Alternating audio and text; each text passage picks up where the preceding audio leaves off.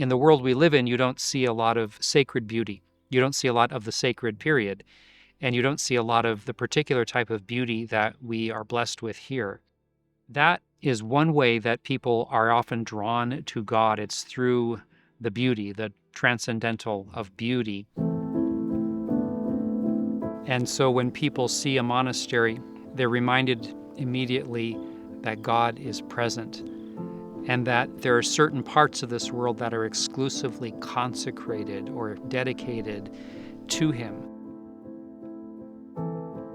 An abbey is a great place of intercession. The priest, who is a religious, has not just sacrificed his life for the sake of the pastoral good of the church, but also his pure oblation as a religious, that everything he does is a form of intercession for the church and for the world. And so even the private Mass that I say every day, whether it be in the Abbey Church or down in the crypt or elsewhere, is bestowing graces on the world.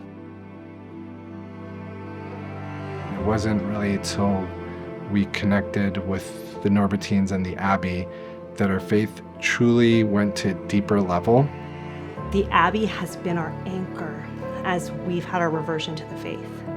Within the context of the monastery, you have religious like myself who are interceding, that is, praying on behalf of the whole world, but in particular for people who entrust their prayer intentions to us. And we carry the burdens of people along with us into prayer. We help them to bear their burdens and their sorrows with God's grace by offering our own prayers on their behalf. I was having daily significant symptoms, so much so that I couldn't even function. I couldn't get out of bed, and I almost died.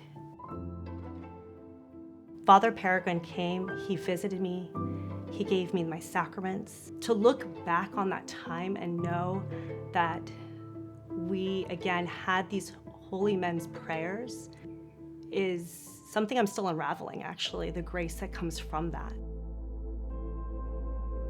Many of our converts are praying and certainly offering masses for the family.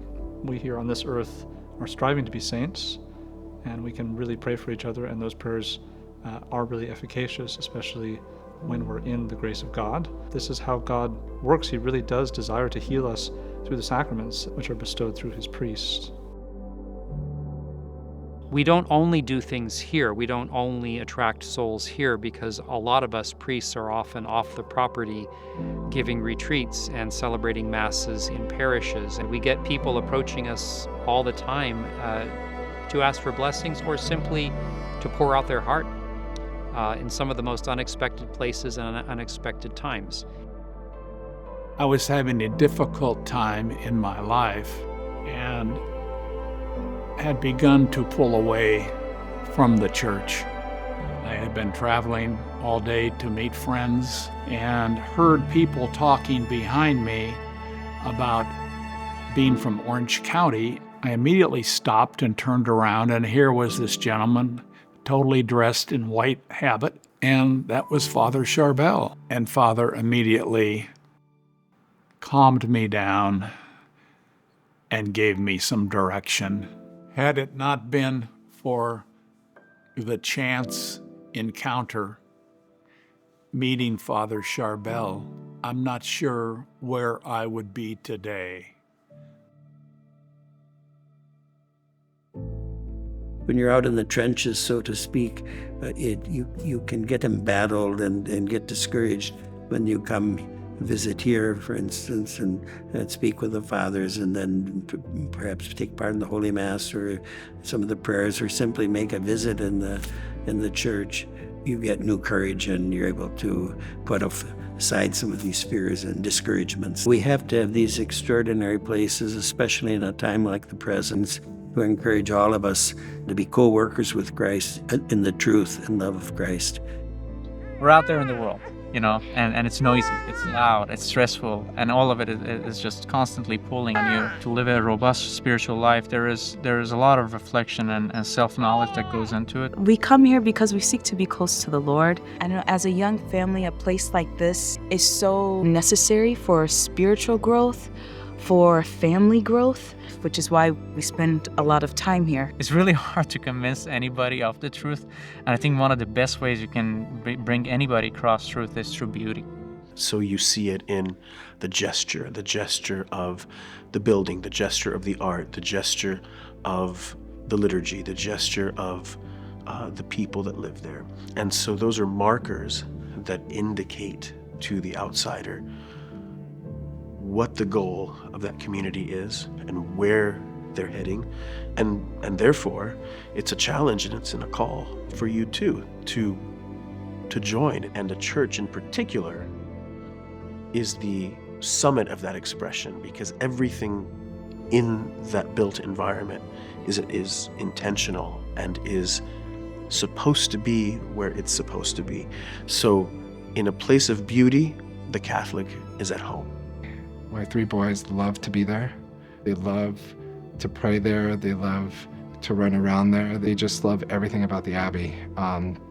So much so that, the 12 and 9-year-old constantly say, when I become a Norbertine, or when I become a Norbertine and maybe become the abbot, and to hear them speak that way and think that it's normal, again, in this day and age, that becoming a priest is something of value, I think is just so very special.